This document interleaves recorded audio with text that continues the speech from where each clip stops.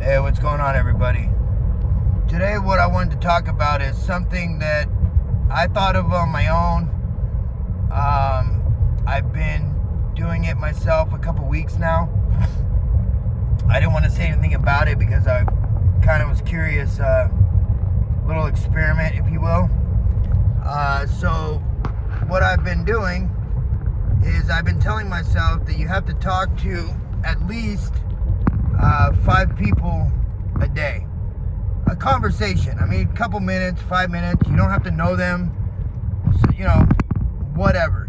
Just strike up random conversation with people in person, not on the internet, none of that shit. In person. It's surprisingly, in 2 weeks, has gotten so much easier to have a conversation with somebody, like where to start it, where it should end. You don't want to drag the conversation on too long. You don't want to be weird. But remember a couple of things. One, when you were with the narcissistically abusive person or a toxic relationship, you isolated. You isolated yourself. You were being isolated from your friends, family, loved ones. It's a very lonely place. Once the narcissistically abusive relationship is over with, it doesn't then become all roses and candy. Obviously, everybody knows that.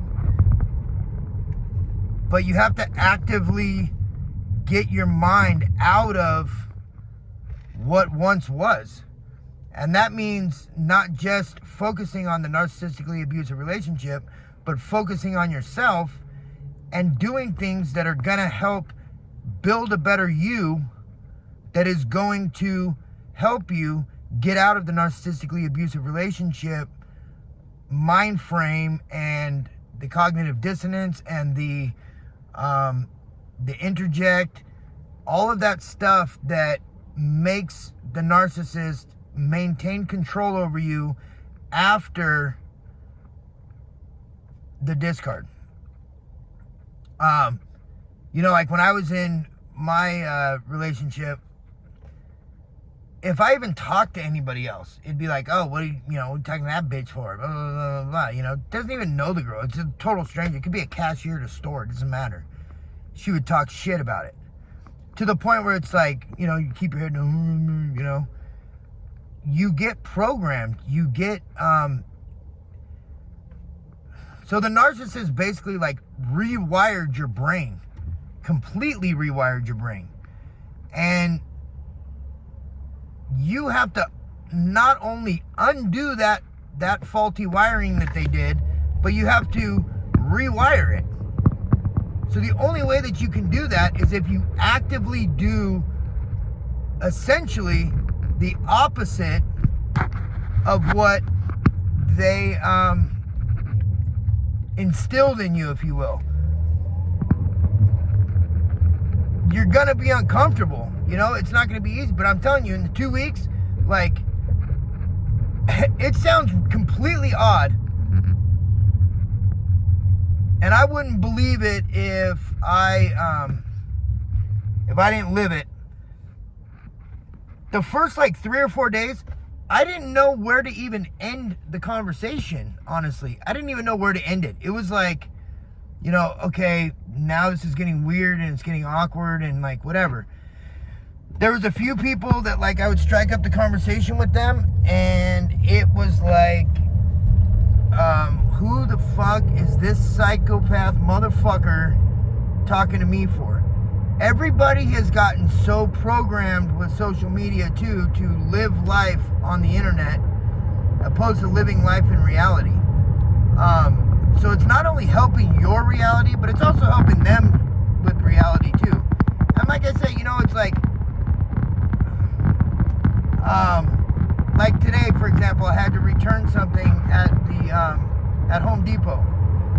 you know, I was like talking to the girl, like, hey, you know, it's really weird the way they're locking everything up now. I'm in California, and like the theft is rampant, and loss prevention has fucking lost their minds. And like, I told her, you know, I'm like, dude, this is how, you know, Gemco and Fedco went out of business, Sears, Woolworths. I was like, you know, just because it's a big name now doesn't mean it's going to be a big name tomorrow. They could fuck it up for themselves.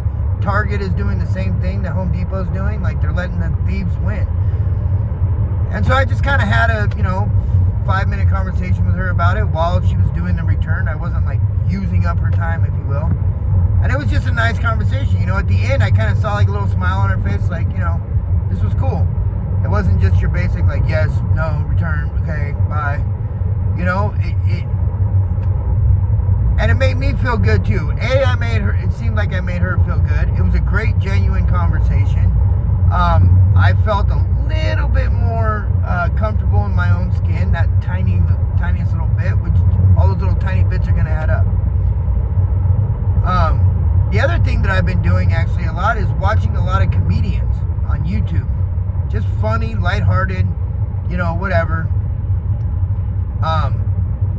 So I really got this thing in my mind right now that it's like, that's the missing link for me, if you will, is like that brain rewiring.